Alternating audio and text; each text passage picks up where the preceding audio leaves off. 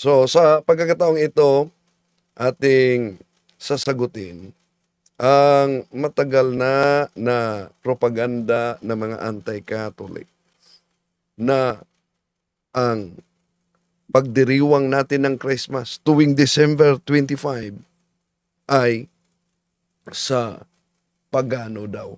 Pakinggan muna natin si Mr. Cesar Sineta ng Iglesia ni Kristong Tatag ni Felix Manalo. Ito. Yung December 25, hindi totoong birthday ni Kristo yan eh. Hindi po totoo. Galing nga sa pagano yan. Kaya nga hindi mo na tinutulan kasi nababasa yun eh. Ngayon, ang sabi mo, hindi mo tututulan sapagkat nababasa talaga sa aklat. Ano raw ang tututulan mo? Yung maling unawa. Alin ba ang maling unawa doon? Sige nga. Bakit hindi mo ipaliwanag ang maling unawang sinasabi mo? Okay, hindi lang maling unawa, minali talaga ng mga ministro ni Felix Manalo yung paggamit nila sa aklat na Handbook of Christian Feast and Customs. At tandaan natin mga kapatid, ang kasinungalingan, pag ito'y palaging inulit-ulit, ay magmukha talagang parang katotohanan, lalo na sa ating mga kapatid na kulang ang kaalaman. Tama naman na may mabasa, pero out of context dahil pinutol. Pakinggan natin si libag na ministro ng Iglesia ni Kristong Tatag ni Felix Manalo. Sinulat ng isang nagngangalang Francis X. Weiser. Ganito ang kanyang sinasabi sa page 61. Ang pagkakapili sa ika-25 ng Disyembre ay naimpluwensyahan ng katotohanan ang mga Romano mula sa panahon ni Emperador Aureliano, 275, ay nagdiwang ng kapistahan ng Diyos na araw, Sol Invictus, ang hindi mapananaigang araw, sa araw na iyon. Ang ika-25 ng Disyembre ay tinawag na Araw ng Kapanganakan ng Araw at idinaos ang dakilang mga paganong pagdiriwang na panrelihiyon sa buong imperyo ng pananampalatayang Metraiko. Okay. So, paano nila yan pinag-chop-chop mga kapatid? Yon ang ating i-booking ngayon. Dahil sa matagal na panahon, ginagamit nila yan na tinatawag na pagan influence fallacy. So, kaya mag-ingat. Pero kung kahit sisilipin natin sa Wikipedia kailan nagsimula ang Sol Invictus, yung tinatawag na unconquered God, bago natin tingnan ang karugtong nito, mga kapatid, sa pinag-chap-chap nila, sisilipin muna natin ang Sol Invictus. Kahit na tingnan natin ang Wikipedia, Sol Invictus, unconquered sun, was the official sun god of the later Roman Empire and a patron of soldiers. In 274 Anno Domini, Roman Emperor Aurelian made it an official cult alongside the traditional Roman cults. So, mabasa natin yan kahit sa Wikipedia mga kapatid. So, ano daw ang mabasa natin? Sa taong 274 Anno Domini. Yon nagsimula, idineklara ng paganong emperador ng Roma ang paganong kapistahan nila sa tinatawag na Sol Invictus, yung dakilang Diyos-Diyosan ng mga pagano.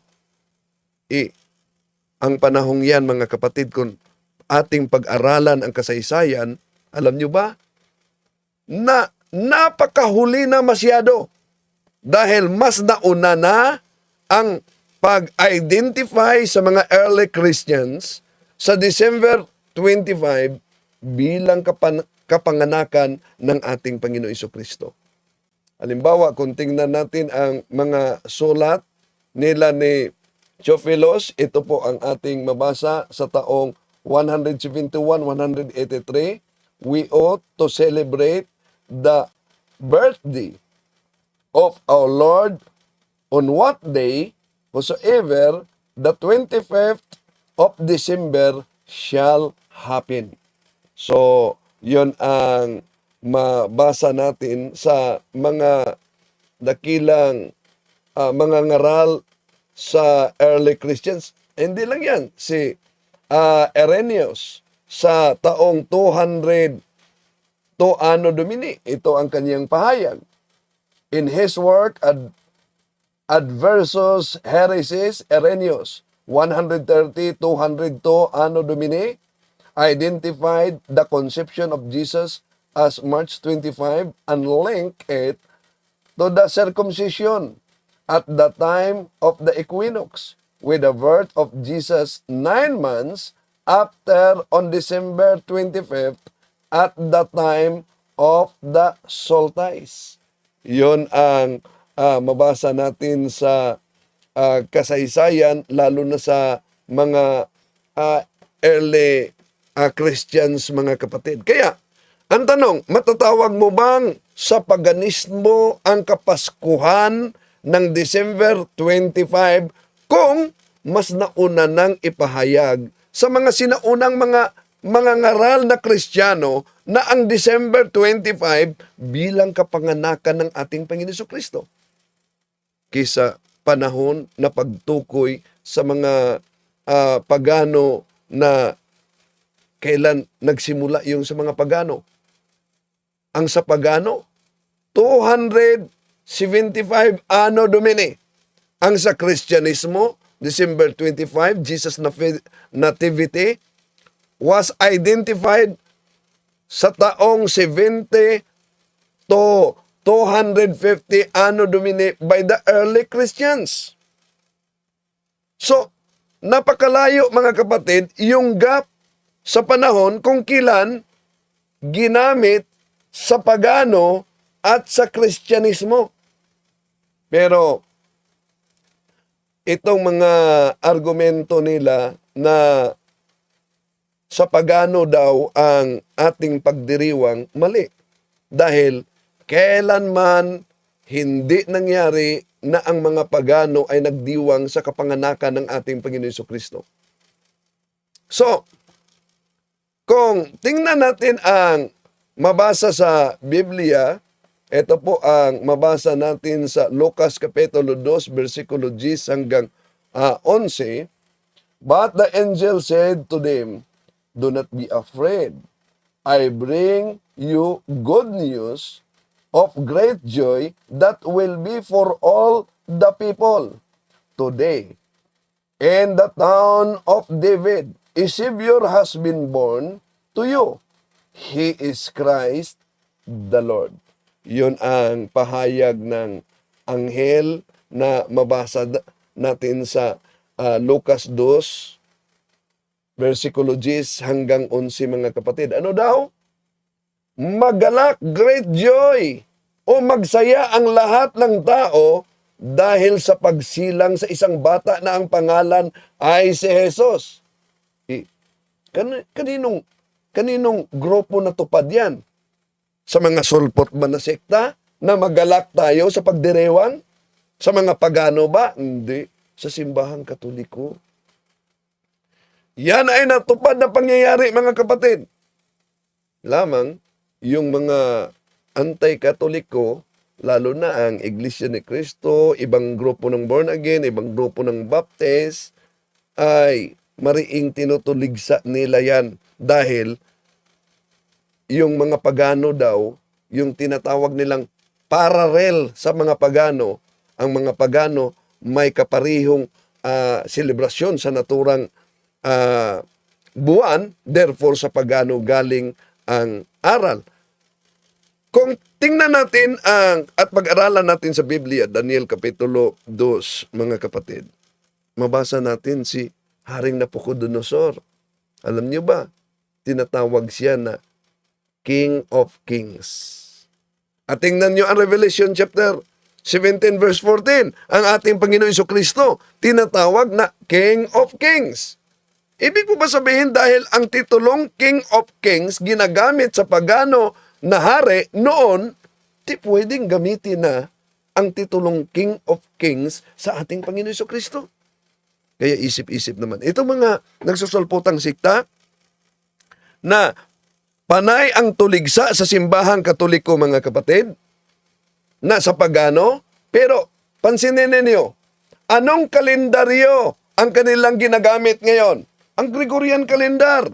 Kung tingnan natin ang aklat ng Seventh-day Adventist, The National Sunday Law by John Macrosen, ang unang gumagamit ng kalendaryo noon ay ang mga pagano. At ang mga pangalan sa araw ay nakapangalan sa Diyos-Diyosan. Ngayon, anong kalendaryo ang ginagamit kahit sa Iglesia ni Cristo?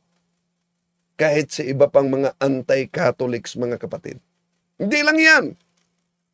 Sa kanilang pagtuligsa na ang aral katoliko ay galing sa pagano, ginagamit pa nila yung aklat ng anti-Catholic na ang may akda ay si Alexander Hislop, yung The Two Babylons. Kaya, kung gagamitin nila yan, mga kapatid, sila, payag kaya na tayo gagamitin natin ang aklat ni Eliseo Soriano laban sa kanila? Abay sasabihin nila, bias yan. Numero 1 kalaban namin yan. Ito ang ginagamit nila. Hindi tayo nakikiisa sa gawain ng Pasko ng Iglesia Katolika. Kaya mahalagang tanong pa, ang petsa lamang po ba, mga kapatid at mga kaibigan, ang kinuha mula sa pagano? Ano-ano pa ang mga gawain sa tinatawag nilang Pasko na kinuha rin sa gawain ng mga pagano? Aba, yung paggamit nila ng kandila, kapatid na Michael at mga mahal na taga-subaybay, at yung tinatawag na Christmas tree, ayon po sa aklat na The Two Babylons or the Papal Worship by Alexander Hislop, sa page 97, ganito po ang ating mababasa. Ang mga kandila sa ilang bahagi ng Inglaterra na sinisindihan tuwing bisperas ng Pasko at ginagamit sa buong panahon ng pagdiriwang ay sinisindihan din ng mga pagano sa bisperas ng kapistahan ng Diyos ng Babylonia upang parangalan siya sapagkat isa sa mga mapagkakakilanlang kaibahan ng pagsamba sa kanya ay magkaroon ng mga sinindihang kandila sa kanyang mga dambana. Ang Christmas tree na ngayon ay lubhang pangkaraniwan na sa atin, ay pangkaraniwan din sa paganong Roma at paganong Ehipto. Kaya malinaw po dito sa aming binasa sa inyo. So, malinaw daw umano, mga kapatid, sa binasa nila para sa atin, talagang malinaw na yung binasa nila, mga kapatid, para sa hindi nakakaalam, yon ay referensya na nagiging diferensya. Bakit? Dahil ang may akda niya na si Alexander Hislop ay isang napaka-anti-Catholic. Ibig sabihin, yung referensya nila na nagiging diferensya, nagmula sa anti-Catholic source, mga kapatid. Kaya, natural naman, negatibo ang pahayag sa naturang aklat. Kung sundan natin yung logic na ginagamit ng Iglesia ni Manalo sa referensya ng anti-Catholic, mga kapatid, lalabas na kahit ang mga Hudiyo sa lumang tipan nagiging pagano na. Bakit? Di ba sila gumagamit ng kandila? Ito ang mabasa natin, Job chapter 18 verse 6. The light shall be dark in the tabernacle, and his candle shall be put out with him. Ano daw? Gumagamit ang mga Hudiyo sa lumang tipan ng kandila din. Ito pa, Job kapitulo 29 versikulo 3. When his candle shined upon him, and when by his light I walk through darkness. Binanggit din ang kandila, kandol sa Biblia.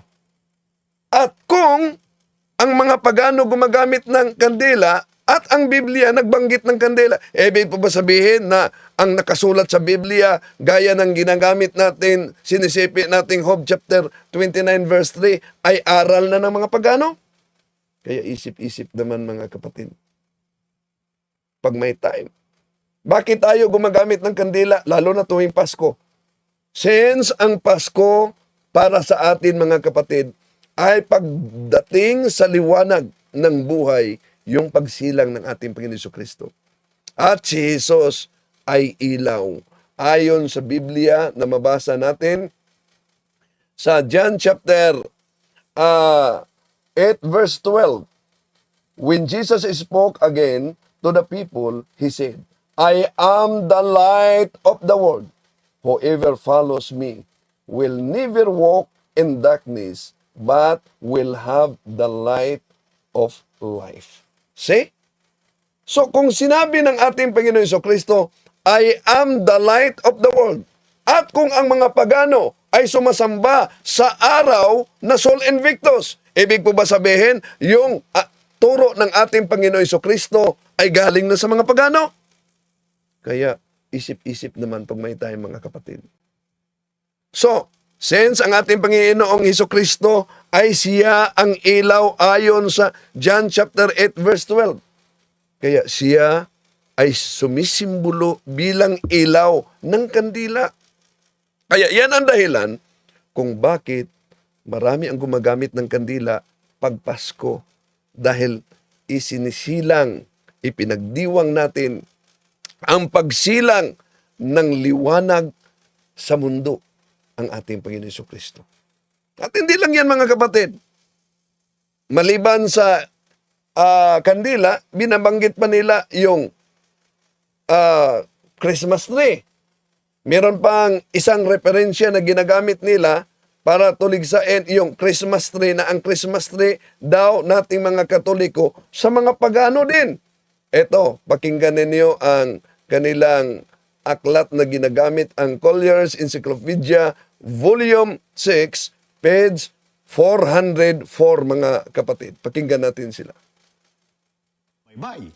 Ano pa ang sinasabi nila tungkol sa Christmas tree, kapatid na Mabi? Dito po, basahin natin sa Collier's Encyclopedia, Volume 6, page 404. Ganito po ang ating mababasa. Itinuturing ng ilang otoridad ang Christmas tree na isang namalaging umiiral na labi ng pagsamba sa puno ng mga pagano at tinatalunton ito sa matandang Roma at Ehipto. Ayon po dito, ang Christmas tree ay isang namalaging umiiral na labi ng pagsamba sa puno ng mga pagano. Yung tinatawag nilang tree worship of pagans, kapatid na Michael. Yan.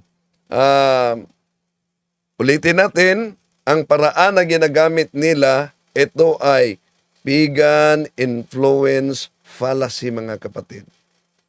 Na dahil ang mga pagano noon ay sumasamba ng puno, therefore meron tayong Christmas tree, then ang Christmas tree ay galing sa mga pagano. Yun ang konklusyon nila. Pero hindi naunawaan ng mga tumutulig sa Santa Iglesia Katolika, lalo na sa Christmas tree mga kapatid, yung kinukot nila na referensya mula sa history book. Akala nila, pabor na sa kanila yung history na ginagamit nila na sa pagano daw kuno yung Christmas tree. Pero kung susuriin nating mabuti yung nabasa sa Biblia, ano ang sabi sa referensya? Ano, balikan natin sila. Ano ang sabi sa referensya mga kapatid? Balikan natin. Ito. Bye. Ano pa ang sinasabi nila tungkol sa Christmas tree, kapatid na Mabi? Dito po, basahin natin sa Collier's Encyclopedia, Volume 6, page 404. Ganito po ang ating mababasa. Itinuturing ng ilang otoridad. Napansin niyo mga kapatid, yung simula pa lang, akala nila, pabor na sa kanila yung ginagamit at binasa nila. No? Ang nakasulat na pakalinaw, itinuturing ng ilang otoridad. Ano daw? Kaya di nila naunawaan. Some authorities consider. Itinuturing ng ilang otoridad. So, yung some authorities o ilang otoridad na binanggit, hindi po yun sinasabing all authorities. Ibig sabihin, itinuturing ng lahat ng mga otoridad. Sino po ba yung ilang otoridad? Abay, simple lang. itong ilang mga grupo na mga anti-katoliko na mga otoridad sa kanilang sekta na tumutulig sa Christmas tree. Tulad ng Iglesia ni Cristo, Siksi ni Jehovah, Dating Daan, Sabadista, at iba pa mga nagsusulputang sekta na itinuturing nila na ang Christmas tree ay sa paganismo daw. At hindi ang otoridad ng simbahang Katolika ang tinutukoy dito, kundi yung ilang mga tumutulig sa Christmas tree na para sa kanila, sa pagano daw kuno mga kapatid, yung Christmas tree. Mali. Kung tingnan natin ang mabasa sa Biblia, may mabasa sa Biblia na tumutukoy na katuparan din sa Christmas tree. Alam nyo ba? Meron. Halimbawa, gamitin natin ang Psalm chapter 96 verses 11 up to 13. Let the heaven rejoice, let the earth be glad, let the sea resound, and all that is in it. Let the fields be jubilant, and everything in them. Then all the trees of the forest will be sing for joy. They will sing before the Lord, for He comes. He comes to judge the earth. He will judge the world in righteousness and the people in His truth. Yun ang mabasa natin sa Awit Kapitulo 96, versikulo 11 hanggang 13, mga kapatid. So, ang mensahe sa Awit Kapitulo 96, 11, 13, mga kapatid, napakalinaw. Ito ay hinulaan ang pagdating sa ating Panginoon Jesucristo, ang pagdating sa Mesiya, na lahat ng tao ay magagalak, lahat ng tao ay magsasaya. At ano daw? Lahat ng punong kahoy ay aawit ng kagalakan. Patungkol ito sa buong Kristiyano na lahat ay magalak, lahat ay magsaya dahil ipinagdiwang natin ang kapanganakan ng ating Panginoong Heso Kristo. At siya ang puno ng paras. Dahil po ba ang mga pagano gumagamit ng puno? Ang ating Panginoon Jesucristo nangaral, I am the vine. Ibig ba sabihin, mga kapatid, sa pagano na yun na aral?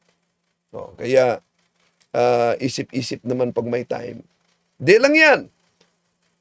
Ito, paano nila pinag-chap-chap?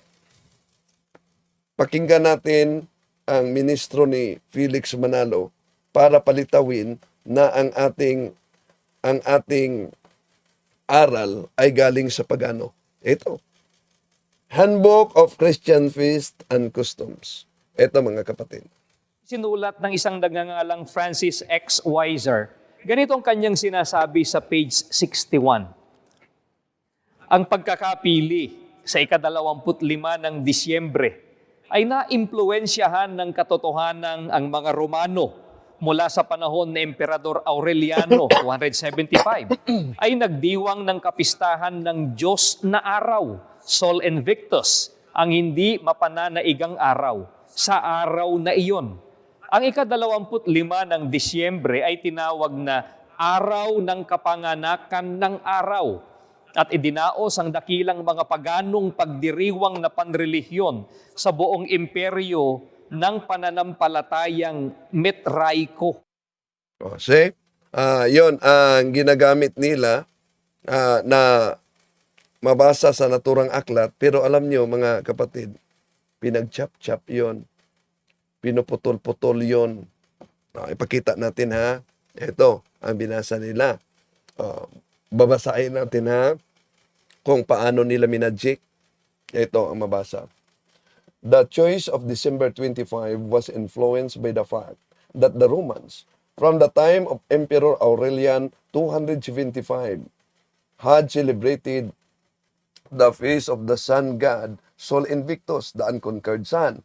On that day, December 25, was called the birthday of the sun, and the great pagan religious celebration of the Mithras cult were held all through the empire. Yon ang mabasa. Pero, out of context. Bakit? Hindi naintindihan ng mga tumutuligsa. Sa December 25, yung kinukot nila na referensya na nagiging diferensya, mga kapatid. Akala nila, pabor na nila, na sa paganismo daw kuno ang December 25. Pero, kung susuriin nating maigi ang referensya, mga kapatid, kung ibubuking natin sila, kung si Kaburnok pa, ano yung termino ni Kaburnok? Busted! Kung ibabasted natin sila, abay, malinaw na laglag ang kanilang paggamit sa referensya, nagiging diferensya. Dahil binanggit sa referensya, taong 275 Anno Domini, yung Sol Invictus. At nauna nating binanggit na nauna na ang mga early Christians nagdiwang sa taong 70 Anno Domini, binanggit na ng mga Apostolic Constitution, mga kapatid, nagkasulat ang pagdiriwang sa kapistahan sa kapanganakan ng ating Panginoon Jesucristo sa taong 170 Anno Domini. Si Saint Hippolytus, nagbanggit na si Saint Theophilos, 171, 173 Anno Domini, si Saint Irenaeus sa taong 202 Anno Domini. No? So, napakalayo talaga. At hindi lang, ipakita natin yung binasa nila na pinutol nila. Pakita natin yung karugtong ha. So, tingnan niyo mga kapatid, ito ang binasa nila. Pero may karugtong, iniwasan nila. Ito, the choice of December 25 was influenced by the fact that the Romans, from the time of Emperor Aurelian, 275, had celebrated the feast of the sun god Sol Invictus, the unconquered sun. On that day, December 25, was called the birthday of the sun, and the great pagan religious celebration of the Mithras cult were held all through the empire. Pero may iniwasan sila, mga kapatid. Ito, the Pope seems, idagdag nila ito pagbasa. The Pope seems to have chosen December 25 precisely for the purpose of inspiring the people to turn from the worship of the material sun to the adoration of Christ the Lord. Ano ang iniwasan nila? Napansin nyo ba ay yung bahagi, sa babang bahagi, mga kapatid? Ito ang iniwasan nila. However, the Christians on those early centuries were keenly aware of the difference between the two festivals. One pagan, one Christian on the same day. Ito ang malinaw. It has sometimes been said that Nativity is only a Christianized pagan festival. However, the Christian were keenly aware of the difference between the two festivals, one pagan, one Christian on the same day. The coincidence in the date, even if intended, does not make the two celebrations identical. Yun ang mabasa, mga kapatid, sa aklat na pinag-chop-chop nila. Kaya, mag-ingat ha. Magaling sila talaga mag-research. Hindi lang magaling umintindi. Napakalinaw. Keenly aware. Alam ng sino mang Kristiyano noon na iba ang selebrasyon ng pagdiriwang nilang selebrasyon sa ipinagdiriwang ng mga pagano sa parihong petsa at parihong buwan. Kaya palpak ang kanilang paggamit sa naturang aklat. At di lang yan, mga kapatid. Alam niyo ba binuking sila sa dating Iglesia ni Cristo. Noon daw umano, panahon ni Felix Manalo, nagdiwang daw umano sila ng Christmas. Ha? Sino ang nagpahayag? Si Oni Santiago. Pakinggan ninyo ang pahayag ni Oni Santiago. Ang araw, ready mag-celebrate ng Christmas. Lumaki ko sa iglesia mo. Oo, pumupunta pa ako. Matandang Peles. Namamasko kami roon. Hindi ba namamasko kami roon? Ano ang iglesia na sabi? Ay, yung iglesia ni Cristo. Na pinamamalaan ng mga Manalo. Oo. Nagandang hinihilong ko at yung matandang hini, akin naman ginagalag mo sa kanyang tatandaan. Pero ako nagtataka lang kung bakit ang mga panahon hindi bawal. Kaparis din yung araw bawal ang alahas. Pero nung magustuhan niya yung alahas, hindi na bawal. Hindi bawal naman nung parang bukan. Pero ako nadagot, malita ako nagpupunta kami pagka-araw ng Pasko, pumupunta kami sa kanya. Binibigyan kami namin ng ito. Yan, si Oni Santiago, yan, dating Iglesia ni Cristo, ay pinagdiwang daw umano ng INC. Hindi lang yan, mga kapatid. Tira ng tira sila na ang aral ng simbahang Katoliko galing sa mga pagano. Ngayon, ibalik natin sa kanila. Halimbawa, sa aral ng Iglesia ni Cristo, di ba sila nagdiriwang ng tinatawag na New Year? Ito ang mabasa natin sa kanilang Pasugo Magazine. Ha? Pansinin niyo ang mabasa sa Pasugo Magazine. Pasugo, January 1971, page 1.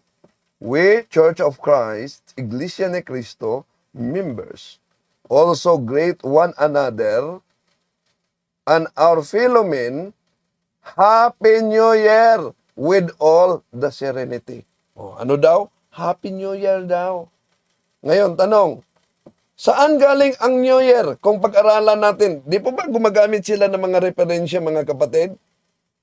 Sige, gagamitin natin ang mga referensya din kung saan galing ang New Year. Ang aklat na ang pamagat ay Pagan Customs, page 48. New Year's is one of the oldest and most universal of all pagan traditions. Ano daw? Yung New Year ay universal pagan tradition. Hindi lang yan.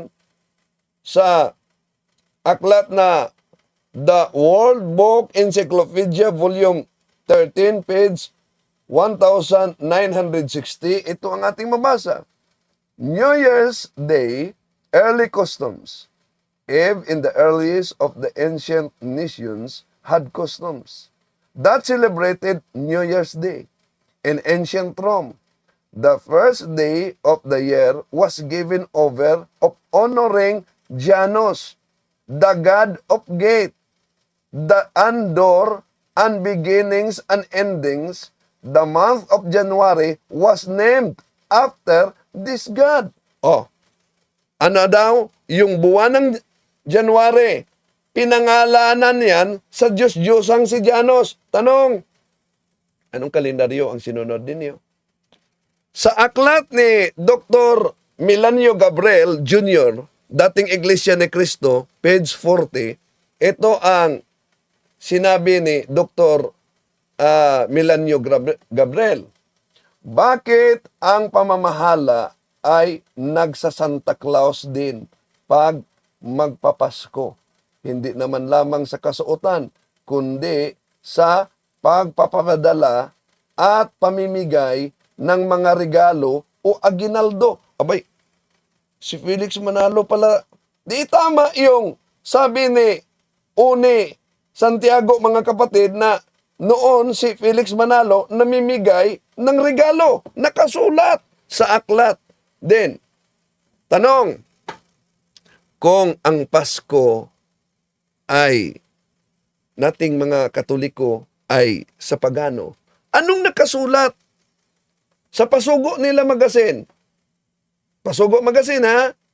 1952, ang may akda ay si Pedro Reyes Villanueva, page 64. Ito ang ating mabasa, mga kapatid. Ang Paskong Kristiyano kung may aginaldong dapat tanggapin, ito ay si Kristong sumilang sa Belen. Nako, binanggit yan. Kahit pa, ituloy pa nila pagbasa ang naturang pasugo, mga kapatid. Ano daw ang Paskong Kristiyano? Kung may aginaldong dapat tanggapin, ito ay si Kristong sumilang sa Belen. Kung binanggit nila si Kristong sumilang sa Belen, tanong, kailan ang ganap ito?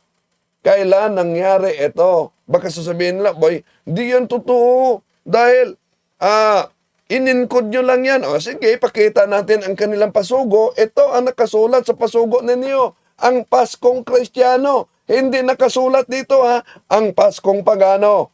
Kaya, isip-isip naman mga kapatid pag may time. Nasa pasugo magazine nila yan. Hindi lang yan.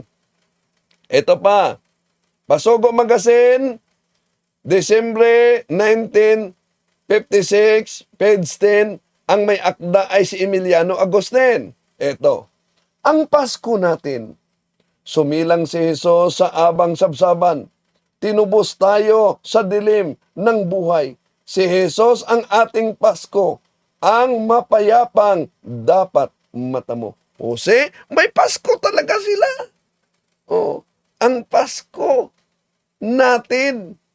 Baka sasabihin nila, hindi naman yan totoo. Gawa-gawa lang yan ninyo. Sige, pakita natin Pasugo Magazine nila. Ito, tingnan nyo Pasugo Magazine nyo. Ang Pasko natin. Kaya bakit noon mayroong Pasko natin, ngayon grabing tuligsa na natin. At hindi lang yan. Meron talagang aginaldo na kasulat sa kanilang Pasugo Magazine. Pakita natin. Eto, napansin nyo ba Pasugo Magazine nila? Ang aginaldo ni Ingkong Pasio. Aginaldo ni Ingkong Pasio. Alam kaya nila kung ano ang salitang aginaldo? Sige nga. Tingnan ninyo sa, kahit Wikipedia pa, kung ano ang aginaldo, anong ibig sabihin ng aginaldo. Ang aginaldo, ito makita natin mga kapatid. Ano daw ang aginaldo? A gift given on any other holiday or occasion. A gift given at Christmas. Yun ang aginaldo. Nakapantik yan sa Pasugo Magazine nila. Baka nakalimutan nila yan. May kopya tayo. Hindi lang yan. Ito pa. Pasugo Magazine, 1957, page 1, ni Pedro Reyes Villanueva. Pansinin niyo ano nakasulat sa kanilang pasugo. At Pasko na naman,